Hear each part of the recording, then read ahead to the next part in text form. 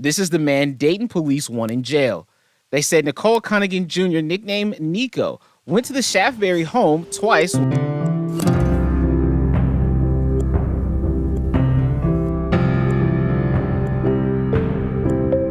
She was 32 years old, expecting a baby, already raising two little twin children, only 3 years old, trying to get better, start over fresh, just wanted to live quietly and safely. But one freezing cold morning in Dayton, Ohio, everything from her past came crashing right through her bedroom window, not kidding, literally through the window. A man she used to trust completely, the father of her twin babies, he didn't knock on the door. He didn't call first to talk. Instead, he broke right into her house. Her little children were sleeping inside the house, and there was also a 16-year-old teenager there, not related to the family, not some random stranger either, just someone she knew a little bit, someone she had only met a few times before. The teenager got shot first, no warning at all, no chance to escape or hide. Then, the man came looking for her, for precious taste. And this definitely wasn't the first time he had tried to murder her. He had already stabbed her with a knife once before, almost killed her completely, and somehow he was still walking around free, still breathing as a free man. So how does a man try to murder the mother of his own children, and then somehow get another chance to come back and try again? How does our whole system just look the other way, not just one time, but 2 different times? And what about that 16-year-old boy? Why was he at her house? Why did he have to die? This is a story about way more than just terrible violence. It's about staying quiet when you should speak up, about deep emotional damage that never heals, about a system that lets certain people fall down and then just walks away without helping. And right when you think you understand what happened, the next shocking part hits you even harder than everything before. So before we go deeper into this story, make sure you hit that subscribe button right now, because what you're about to hear, it's not just some story, it's a serious warning. And trust me, the most unbelievable part is still coming up. Before we talk about how her life came to an end, let's talk about the life she was working so hard to create. Her name was Precious Taste, 32 years old, a loving mother, a strong fighter, a woman who didn't ask for much from this world, just peace, safety, and a good place to raise her babies. She lived in Dayton, Ohio, a city that has some beautiful parts, but also some really dark corners too. The kind of place where you can feel both completely seen and totally invisible, depending on exactly who you are and where you come from. In certain neighborhoods around there, gun violence is just everyday life. Not okay or right, just way too common. And for women trying to get away from men who hurt them, the system moves way too slowly to actually help. Dayton has much higher violent crime numbers compared to most other places across the whole country. Murders, violence between partners, gun shootings, they happen all the time there. And regular families trying to live normal lives, they feel scared because of it. Precious was living on Shaftesbury Road, a simple, regular home, taking care of twin toddlers, just 3 years old each. She was also 14 to 15 weeks along, expecting her 3rd baby, and she was doing absolutely everything she could think of to protect that hopeful future. She was the quiet type, had a really kind heart, kept mostly to herself and her family, the kind of woman who would smile even when she was hurting inside, not because the pain wasn't real, but because she didn't want other people to worry about her problems. But hiding behind that quiet strength was a long, painful history, a relationship that went on for years with a man named Nicole Cunningham, a relationship that slowly became violent, controlling and scary, really dangerous. Precious had tried to leave him before. She had already lived through one brutal, vicious attack from him, but when your past refuses to stay in your past, where can you possibly run to be safe?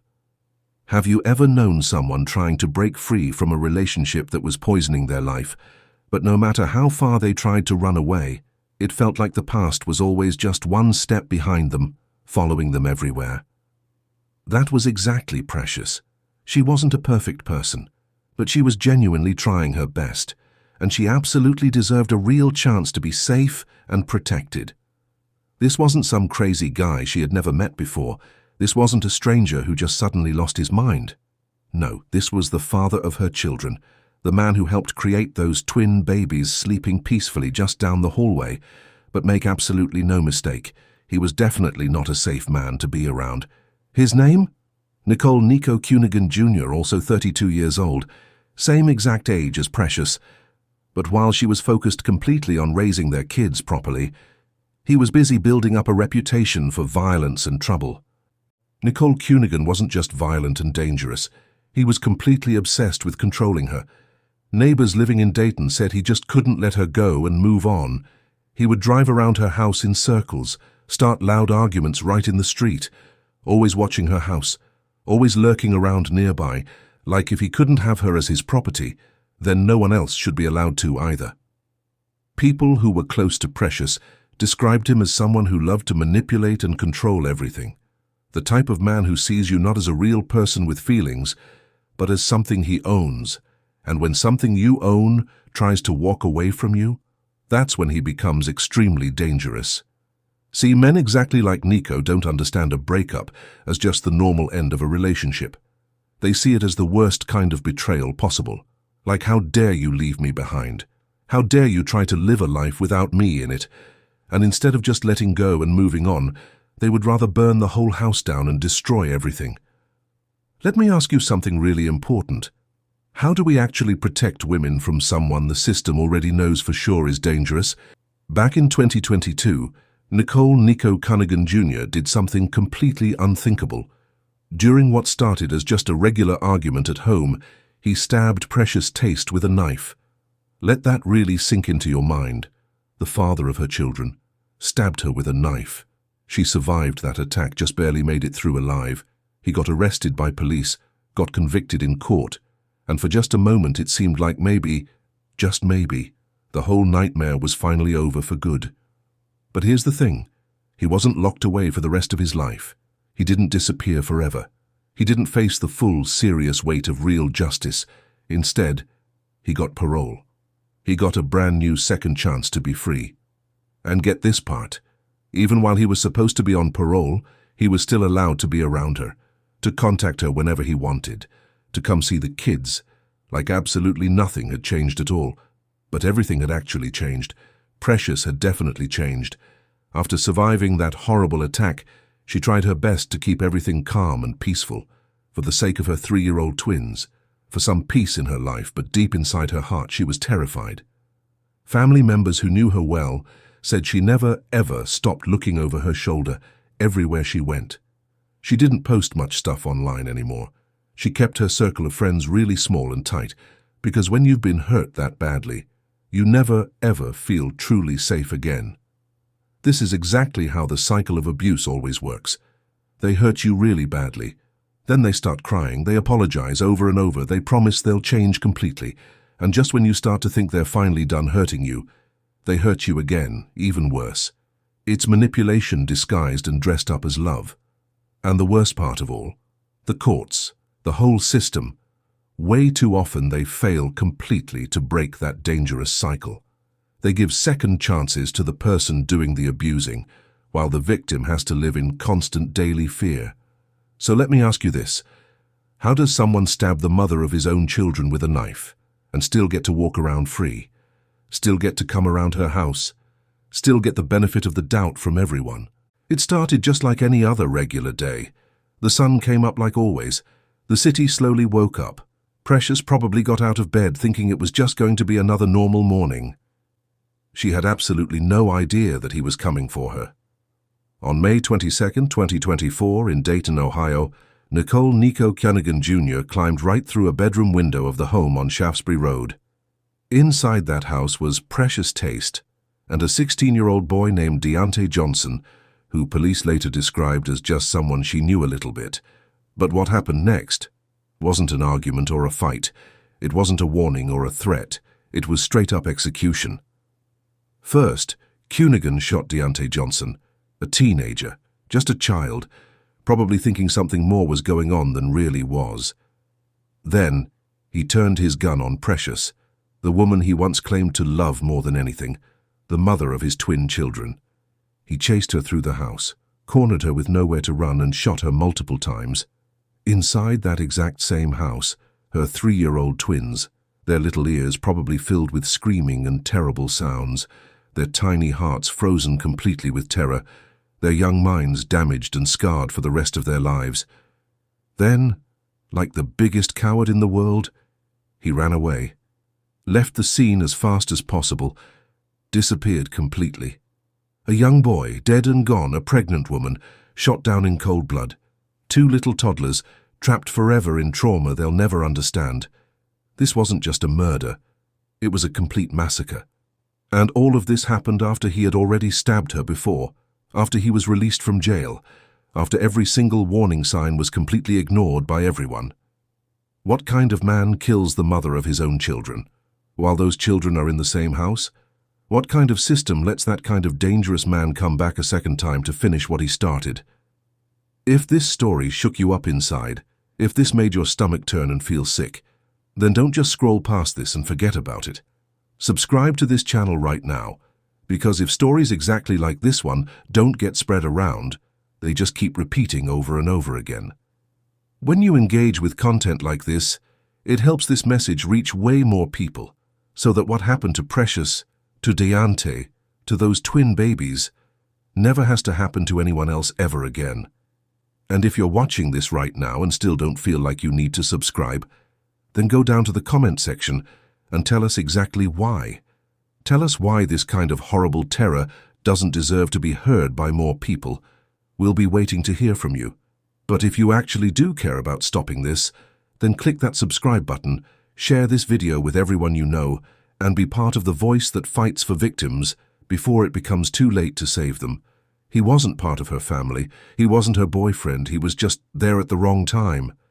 Deante Johnson, only 16 years old, described by police as just someone who knew Precious' taste a little bit. No one can say for absolutely sure why he was there that particular morning. Was he just visiting? Was he trying to help her with something? Or was he just in the completely wrong place at the absolute worst possible time? But to Nicole Cunningham, none of those details mattered at all.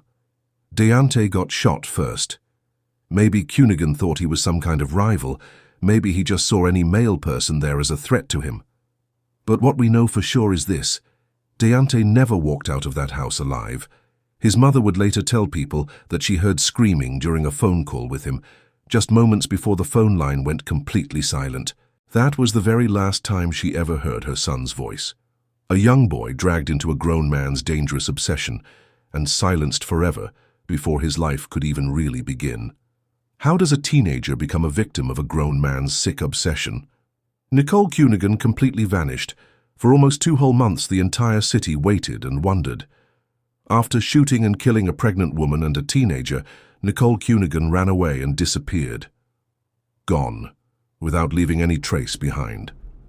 Dayton police officers, U.S. Marshals, a full serious manhunt was started. Tip phone lines, security cameras, and lots of prayers. But weeks kept passing by, and Cunningham was still out there somewhere. Until July 23rd, when law enforcement finally caught him in Cleveland, Ohio, far away from where the crime happened, but not nearly far enough to actually outrun justice. He was brought back to Dayton and finally officially charged. Why does it always take complete tragedy before the system starts moving quickly? This time, the law decided to throw absolutely everything they had at him. After almost 2 months of running and hiding, Nicole Cunningham was finally in jail custody. But it wasn't just a simple murder charge.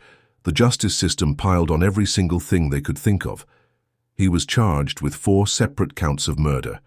That includes Precious, her unborn baby, and Deante Johnson. He also faced charges of felonious assault, domestic violence, weapons under disability, tampering with evidence, and unauthorized use of a vehicle. It painted a complete picture, not just of one single night, but of a whole history of violence and control. When brought in front of the court, Cunningham said he was not guilty. Yes, not guilty of anything. Despite all the victims, despite his violent past, despite all the lives that were lost. Now the case moves forward to trials and everyone is watching closely. Is not guilty just a smart legal move, Or is he really trying to escape responsibility for this again? She died. He ran away. But her twins, they still need a future worth living. In all the chaos of May 22nd, 2 small children were caught right in the middle of something they could never understand.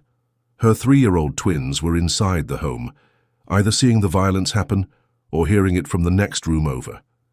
They didn't just lose their mother, they lost their unborn baby brother or sister, and they lost the feeling that the world is a safe place.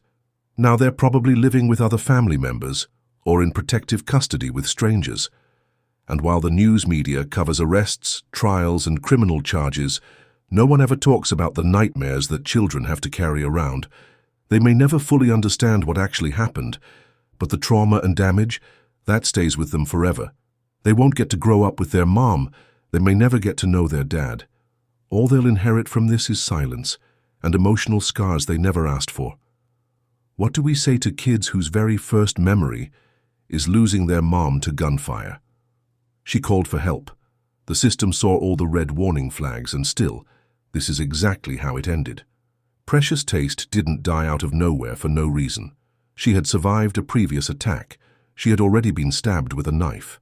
The man who hurt her, well known to police, documented in court records, not a mystery to police officers, not a stranger to the court system. Yet somehow, he still had access to her house, to a gun, to her home address. Was there a protective order in place? If there was it actually enforced? If there wasn't one, why wasn't one granted to protect her? These aren't just questions for the courts to answer. These are questions for every single system that's supposed to protect women. Because this wasn't random violence that came out of nowhere. This was a slow, visible storm building up, completely ignored until it finally hit and destroyed everything. And now she's gone forever. This wasn't random. This was predictable. And it was preventable. She wasn't a celebrity. She wasn't trending on social media, but she mattered, and her name should never, ever be forgotten. Precious Taste was a mother, a sister, a daughter, a woman who tried to survive and who absolutely deserved protection. She lived in fear every single day. She asked for help, and in the end, she died anyway. Now, her name joins a growing list of women who were failed by the people and systems that were supposed to keep them safe. But she's so much more than just a headline, more than just a victim. She had a real life, a voice, a future, all stolen away. Say her name out loud, Precious Taste. If you or someone you know is in danger right now, don't wait around. Don't stay silent and hope it gets better. What needs to change in our system? Why are these stories still happening all the time? Drop your thoughts in the comments below. We're listening and reading. If this story moved you and made you think, don't just scroll past it. Subscribe to this channel. Share this video. Speak up loudly. There are more stories exactly like this one, and they all deserve to be told. Also, let us know where you're watching from.